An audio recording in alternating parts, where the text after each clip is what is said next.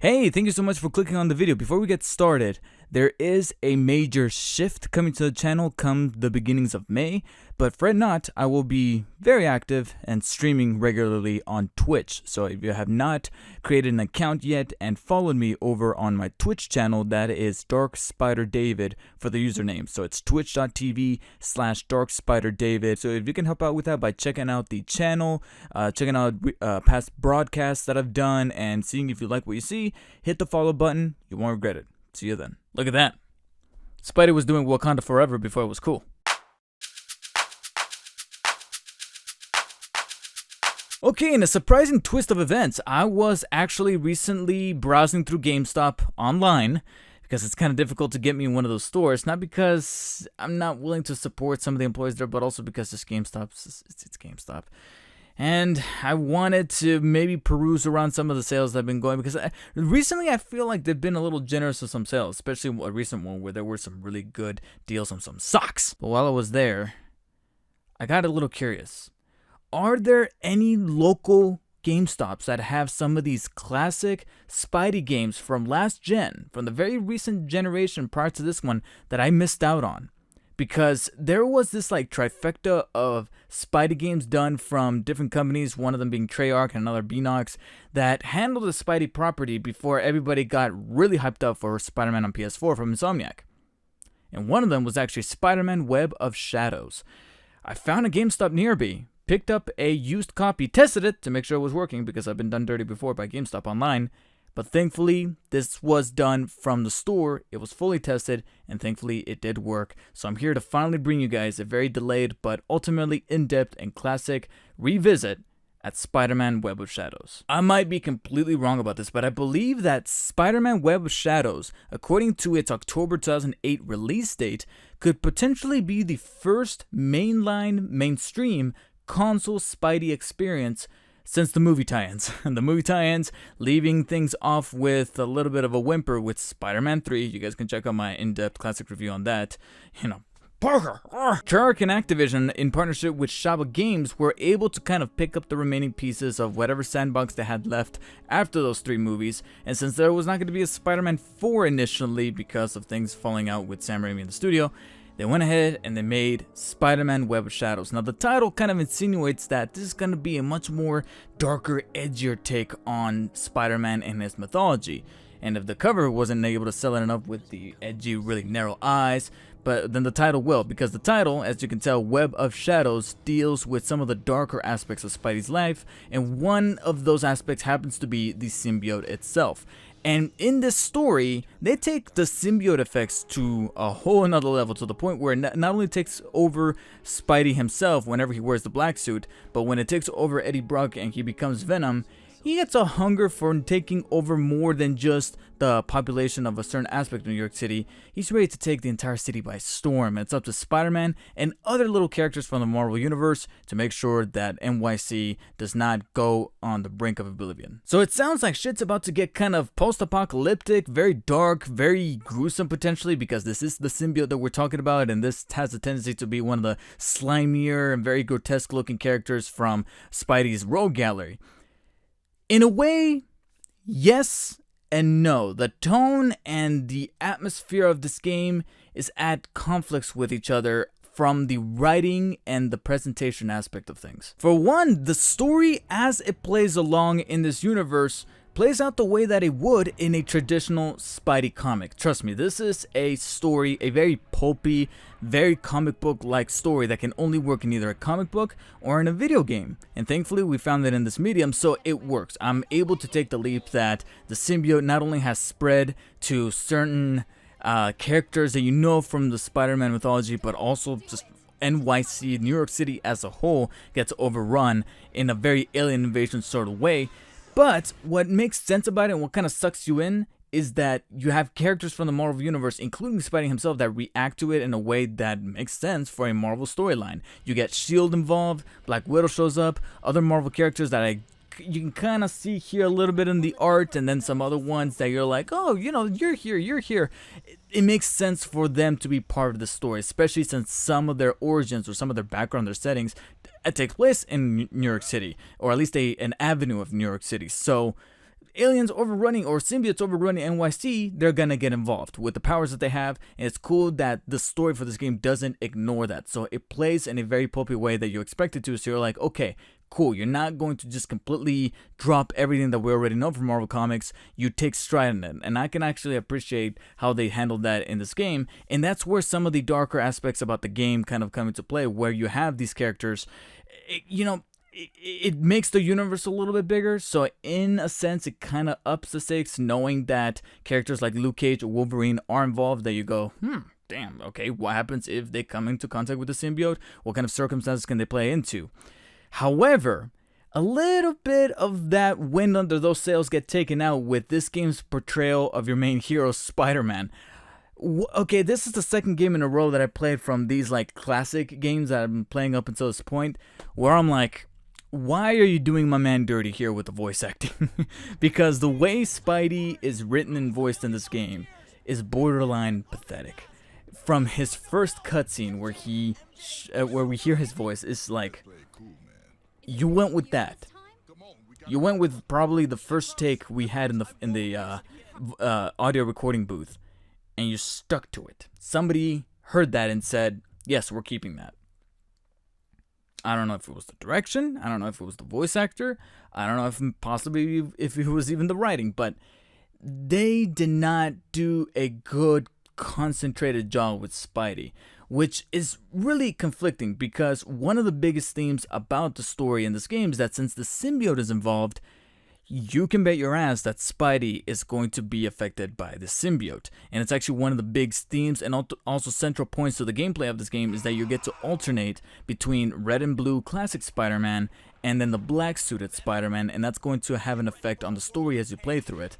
And the way he's written when he's wearing the black suit is actually pretty cool. He's got the darker, edgier voice that sounds antagonizing, and it fits, and the way his suit looks, it's pretty neat. But when he's red and blue Spidey, there's just something with his voice and the way he kind of spouts out the dialogue and the way he reads it that's just like, oh my god.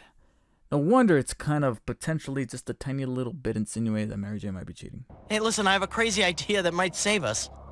I'm going to Rikers prison to get a mad scientist to make a bomb to destroy the Sin things without hurting any of the people. I know the Tinkerer's in there. Uh-huh. Of course, I'm gonna have to break him out of prison because S.H.I.E.L.D. and the police are after me, but... Uh-huh. Mary Jane? I'll be breaking the law. Okay, look. You have to do what you think is right. Thanks. Gotta go. Spidey's voice wasn't the only technical thing that I kind of had a little issue with, and I feel kind of bad for what I'm about to say because it comes with the territory. There's no way to really fight this, but this came out in 2008, so it is no way, shape, or form is it not going to be a very 7th gen game in the way that it looks and in the way that it sounds, because the sound effects, the way that some voice acting sounds, even if the actual quality of the emotion that the voice actors are doing and bringing to the table and how they portray the characters is good, just the actual technical compression of the voice and the sound effects, and like I said, character models don't look their best. Kingpin looks very like stocky and weird looking, and some other characters look a little too slimmy and a little too... Again, it was that transition period where we weren't just at 2011, 2012, where some edges had been smoothed out. We were still in that very rough kind of area when it came to actual skin textures and designs and stuff like that, because we were just 2 years into the brand new generation. And this game is a very clear example of that. So there's no way to look around that, but I just wanted to kind of bring that out in case you were ever thinking about picking out this game and thinking that you're going to go in there thinking that maybe this is a end of the generation PS3 game like Last of Us or GTA 5 was. No, far from it. This is a very early PS3 game. And you can bet your ass that frame rate issues are going to happen, whether it be during cutscenes or when there's an awful lot of characters or pixels on screen, or certain elements that are happening on screen when things are moving at a very rapid pace. Now, the reason for why these frame rate issues are an issue is because this game has a very rather expansive sandbox, and you gotta have that with a Spidey game. You're dealing with New York City. Granted, it doesn't ever venture out into any of the other areas of New York City. So you got Manhattan Island, but you're never really dealing with Queens or with Brooklyn or anything like that. So it's not like with Ultimate Spider-Man where they finally included Queens. You're still kind of compacted over to the main Manhattan Island. However, the way you kind of explore the city, I gotta say, it's a very decent amount. You get to explore certain avenues and certain areas through the map, and traversing this environment is actually really fun. Thank God this next game was able to give me fun swinging and traversal, because there's no collision issues, there's no, save for a couple of camera issues ever so often. It doesn't happen too frequently, but ever so often the camera would wonk out a little bit on me, and also the wall crawling could get kind of finicky at time when you are barely getting the hang of it. But once you do, you're able to seamlessly blend between wall crawling or wall running per se, and also some of the rhythmic swinging that doesn't switch up the mechanics across the controller. It's the traditional swinging that you've always known for Spider-Man. And sure, it may seem primitive compared to Spider-Man PS4, but the way the way that I went about it, I found myself getting hooked on the swinging, that it made traversing through the city fun, and I actually had an enjoyable time that I'm like, okay, you know what, I don't care if there's no fast travel. Sure, it's time consuming, but at least I'm not getting frustrated, because he doesn't bounce off the walls like crazy, and I'm able to explore the city at my leisure.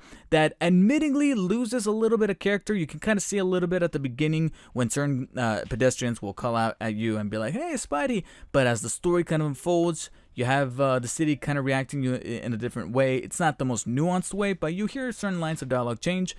Unfortunately, because the story does deal with a slightly much more post-apocalyptic type of scenario, that reaction you get from the city is eventually going to disappear. That's a little bit of a mild spoiler, but as things unfold, a little bit of that life you kind of know for the city to have disappears, but at least the sandbox has enough for you to kind of, jump into and explore, that the traversal blending in makes up for a fluid New York City experience. And thank the Lord Almighty, the same thing could be said about the combat. Unlike Ultimate Spider-Man, thank God I had this game to kind of cleanse my palate when it comes to Spider-Man gameplay, because even though the story may not have been all that much better than the one from Ultimate Spider-Man, well, actually technically it was a little bit better, but not by a whole lot. What I can definitely say really reminded me as to why I like Spider-Man games is the web swinging, like I mentioned, and then you got the combat. What I really appreciate is that this game took a different approach at the combat and the gameplay for Spidey when he's going up against enemies.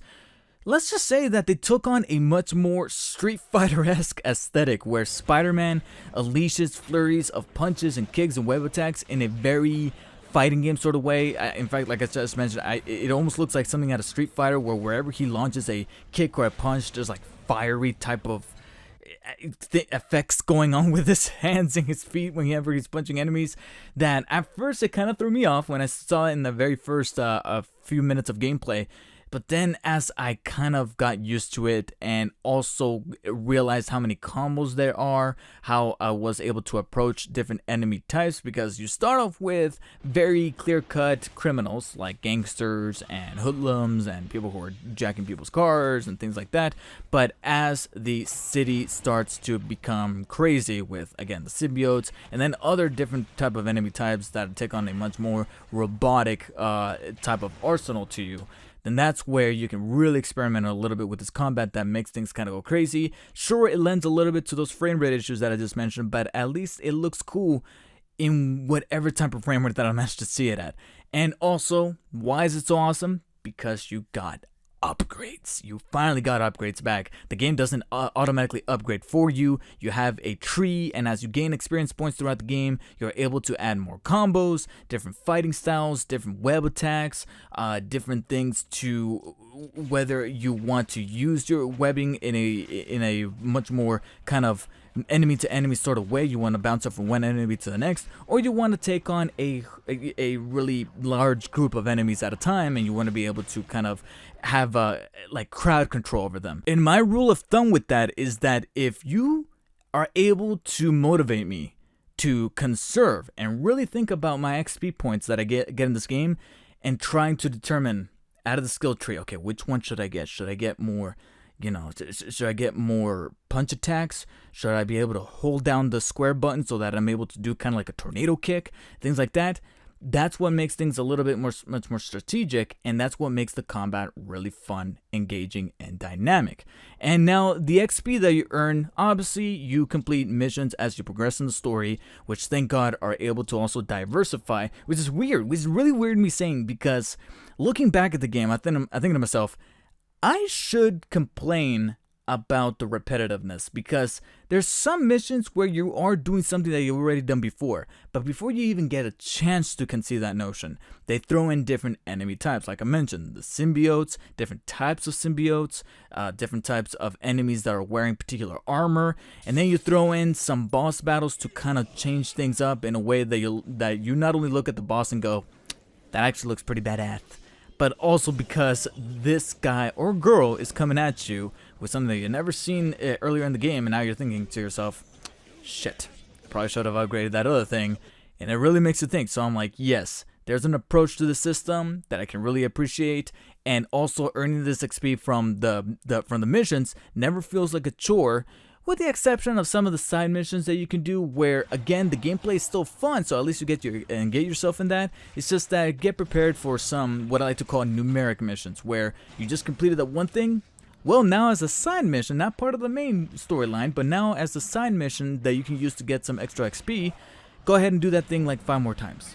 And thankfully, none of those things are ever not fun. They're just kind of like a checkbox. So if you have the time and the patience to do so, go ahead and have at it. I did it more so as I progressed in the story, so it was never a priority. But if I ever saw that checkbox get ticked, I'm like, all right, cool. Let me redeem my XPs and use it towards my upgrade tree and make the experience a whole lot better. And aside from those checkboxes, there's also these tokens spread out across the city. I believe somebody over on Twitch said that there's like 2,000 of them. So it's actually rather easy to come across them as you traverse New York City when you're getting from point A to point B or mission to mission. And even though I never felt like I needed to grab all of them, they are very frequent and very close together that it's going to be easy to not only grab a decent chunk, like a couple hundred of these tokens, but also the game rewards you for doing so. It increases your health, your web speed, and that's the thing, is that it gives all of these different upgrades a purpose. I just mentioned that the mission structure should feel repetitive because they're throwing in the boss battles, the enemy types. The upgrades also help out because not only can you add new combos, but now you got a brand new move you can pull off when you were already stringing to that combo that you already knew about. So it changes up the gameplay that keeps it from becoming repetitive. Now, there was one aspect of the game that I have not talked about, and I wanted to save it for the end of the review to kind of reflect back as to whether or not this truly mattered. Web of Shadows has a big theme about it, which is not only Spidey dealing with the symbiote terrorizing and overcoming the city, but also the symbiote taking over himself because the black suit returns once again. This also takes a very huge role in the story where certain scenarios throughout the story, you're going to have to make a choice between taking the red and blue good approach and the black bad approach. And depending on how many times you choose one or the other will also determine which ending you get. I gotta be honest, I don't know to what full extent these choices really had for me, because at times I felt like regardless of who I chose or which decision I made, it only gave me like a 30-second alternate cutscene than what I would have gotten, and then the rest of the game would have progressed either like it would have been. And the only thing that it really does is, like I said, count towards either getting the good ending or the bad ending at the end. And even with the ending going forward the way that it did, I'm like, can I just replay this and then just look up the second cutscene? Unfortunately, there's no real replayability with the game because unfortunately it closes out at the end and you have to restart the game from the beginning. So that kind of affects that and kind of turns me over to YouTube to want to look up that alternate ending. But I will tell you one little thing that didn't matter. I laughed my ass off when I failed some of those QuickTime events. There are QuickTime events in this game. They're not as frequent and as slightly obnoxious as they were in Spider-Man 3, but they are in here, and thankfully some of them lend to some really hilarious moments. Some of them, not all of them, some just played out very routinely, but there was one that got me in the stomach for how funny it was. Are you okay? I told you to lay off. That was so stupid. But at least I can safely say that my experience with Web of Shadows was not a frustrating one like it was with Ultimate Spider-Man, and this is definitely a rather overlooked experience out of the Spider-Man universe in video game form that I regret not playing into in 2008, and I feel like those memories would have been planted in part of my, I don't want to say childhood, but much more of my later teenage years that I would have looked back at and go, yes, this was a definitive Spider-Man game. And maybe my outlook on the game would have been a bit more rose-colored if that was the case, but at least now I can look at it and be like, you know what? I'm sincerely happy that I played the Spider-Man game, and if you haven't already done so, I actually do recommend it. And I can say that very objectively, so I'm going to be giving Spider-Man Web of Shadows a solid 8 out of 10. Sure, it has its issues with the story, but there's enough going on in the gameplay that I'm like, you know what? Maybe in the future, I'll play the game again, I'll try doing the alternate choices that I made, and get that good ending, or that different ending, because I got the good ending first, and then see how things kind of get inverted and affected that way. Thank you guys so much for watching. Please let me know in the comments below what you guys thought of my review for Spider-Man Web of Shadows. If you have played Web of Shadows, whether it be back in the day of 2008 or in most recent memory, let me know your experiences down in the comments below. Make sure you like and share this video, and do not forget to check out my Twitch. Link is in the description, as well as links for my Instagram and Twitter. DarkSpiderDavid is the username. Make sure to hit me in the face to keep me insane. Make sure to hit me up on Twitch. Hit the follow button. I'm doing much more streams for games like this. I actually streamed Web of Shadows over there, and I'm planning on streaming much more classic games, some of which might be Spider-Man related, over there. Follow me on Twitch. You won't regret it, and I'll see you guys on the next video. Take care.